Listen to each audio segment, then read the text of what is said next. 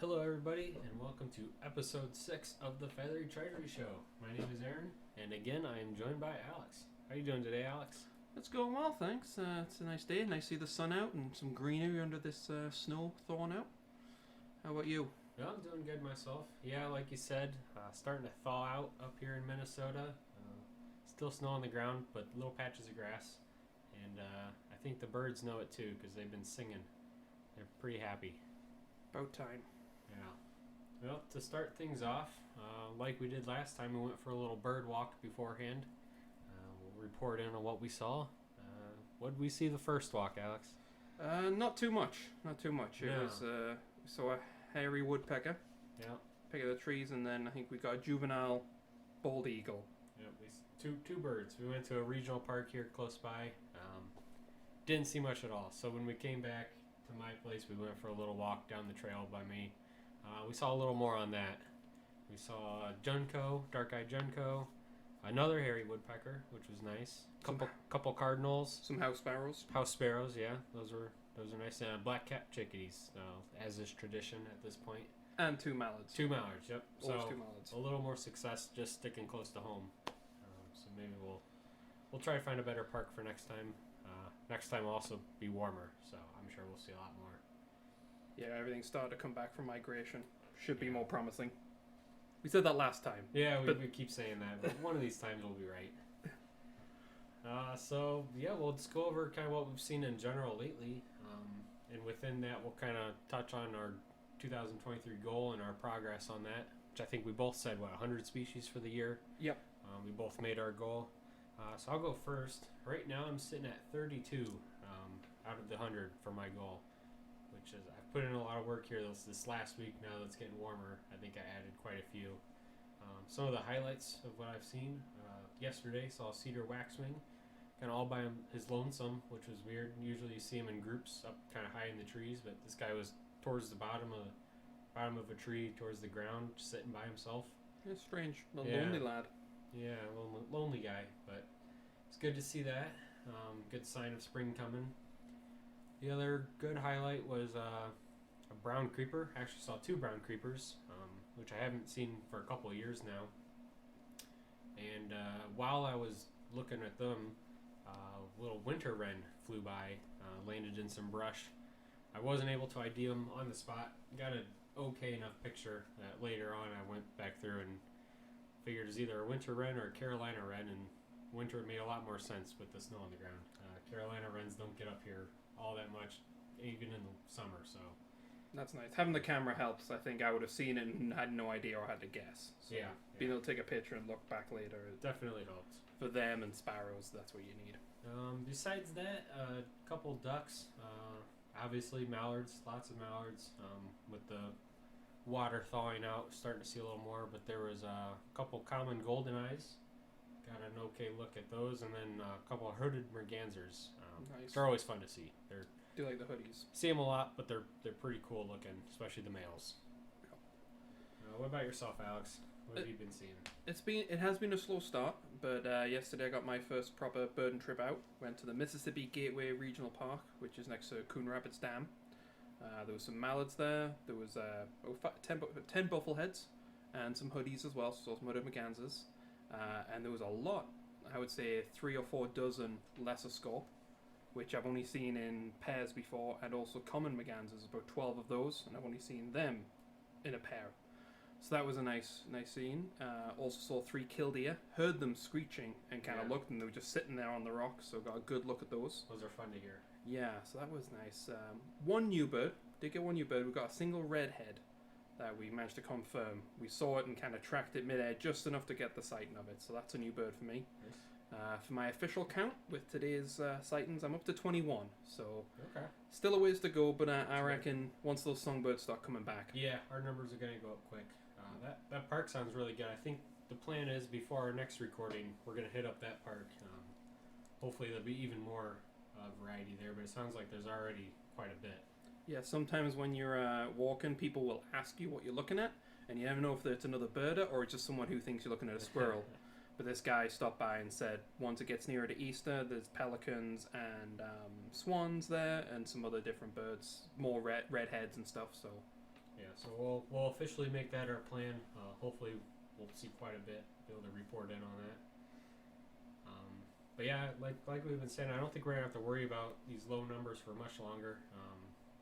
Up here, spring migration, I feel like it's just around the corner. Stuff's starting to thaw out. We're really gonna have a lot of variety, especially when the warblers come through. Yeah, once we see the red wings. Yeah, when the red wings show up. Yeah, we'll be able to really put some work in. So last time after we recorded, well, we did a little movie night.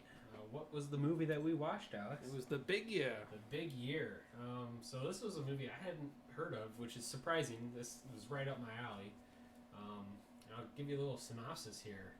3 men find that they have come to a turning point. Stu, played by Steve Martin, faces a late life crisis. Kenny, Owen Wilson, is in the grip of a midlife crisis, and Brad, played by Jack Black, is wallowing in a no-life crisis. Well, right there, I mean, that cast is... Yeah. You're asking for something good. Determined to kickstart their stagnant lives, Stu, Kenny, and Brad decide to enter in a prestigious contest. During the course of one calendar year, the 3 friendly rivals crisscross North America in a quest to count more species of birds than anyone else. So right there, you got 3 comedy classics playing bird watchers. And what were your thoughts on the movie? It was pretty good, actually, wasn't it? Yeah, I was surprised.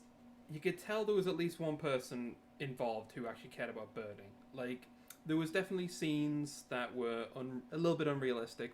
There was a part in Alaska where there was dozens of birders who jumped onto bikes and started cycling through Alaska while Viva La Vida by Coldplay was playing in the background, which was a bit dramatic. Yeah, but it was there was little things here and there where I was like, oh, that's somebody knows something about birds. Yeah. But I do feel like Jack Black in some ways, because at the beginning, for the first few weeks, he's stuck at work, so all he's doing is looking at gulls through the window of his office block. And it was funny because they showed a screen, like a little window, and there's a little puddle, and they counted 1 gull. But I think you saw 5 in that. Yeah, in the scene, there's quite a few different gulls sitting there, but in the movie, it only counts as 1. But it was funny. It had some good jokes in it, and a lot of drama, which was surprising. Yeah, it was a weird amount of drama. Rosamund Pike, great actress, is in it, and there's a weird baby thing with Owen Wilson. Yeah. And then Jack Black's dad has sort of, don't want to spoil it for anyone, but has kind of a health scare. A health scare and a change of heart on his son's aspirations. It was weirdly dramatic, but surprisingly heartwarming. Yeah, it didn't end predictably too. There's kind of a path we thought it was going to take, where, okay, this is going to happen, this is going to happen, and it didn't end up that way. I would say it was funny with heart. Yeah. I think that's a good way of putting it. You liked it? I did like it. I liked it a lot. I think we'll have to, maybe the beginning of every year, we'll watch it for some inspiration, make that a new tradition. Yeah, their numbers kind of showed us up a bit. I think it was just the perfect combination of a goofy movie with some serious stuff in there. It was heartwarming, and then it was just kind of fun having the birding as being the backdrop for it. Yep. Because there was just little things where it kind of tickles your heart as a birder. Yep. So we'll just move on then and do the bird of the episode. So we've been doing, we've been going through the state birds, and this bird is the state bird of multiple states. It represents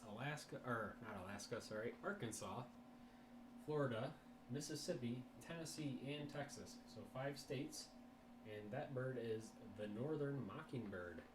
That's not one I've seen. I did look at some pictures beforehand, and it's got some very pretty wing patterns, but it's not one I've ID'd. I've seen it a couple times. I think the last time was when I was down in Tallahassee area. There's quite a few down there. They're, you think of them as just kind of drab and gray, but you really get a good look at them, and they're pretty beautiful birds. Striking markings on them when they're flying. Yeah, but just sitting there, you're just like, oh, that's a gray bird. What fun facts have you got? Yeah, so I got a couple fun facts. So I was looking up stuff about them, and the range map was kind of a good one. It was just the whole lower 48 states was covered. A tiny sliver of southern Canada, and then most of the way down into Mexico. So if you're in North America, you could probably go find one if you really wanted to. Will it be one of our 100? Yeah, hopefully. Fingers crossed. I think they're most known for being able to imitate other birds. In addition to that, they can also imitate other animals and like mechanical noises, like car alarms and that kind of thing. Oh wow! Yeah, very vocally diverse. Their conservation status is just least concern, so they're all over. They're in good numbers. From what I can tell, this is mostly due to they're easy to adapt to human environments, so like city parks and cemeteries and all that kind of stuff. Any birds that can do that, I mean, they're not going to have to worry about anything.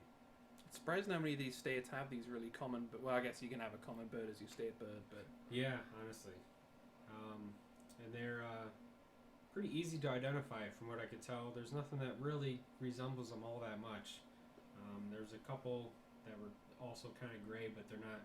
There was like the Bahama mockingbird, I think it was, which you're not gonna find. They're not gonna overlap all that much. So if you see one and you think that's a mockingbird, it probably is. You're not gonna mistake it for anything else. especially if you see them in flight. Yeah, for sure. Yeah, that's all the fun facts I had for them. There wasn't a whole lot of like crazy stuff. I think the biggest thing was their imitating noises. It's pretty impressive. Must be running out of states soon. Yeah. So hopefully, I started off trying to do the ones where it was multiple states. So we're about to get into the territory of this. Just one state has this bird. So it'll last us a little longer. Then we'll have to think of a new theme.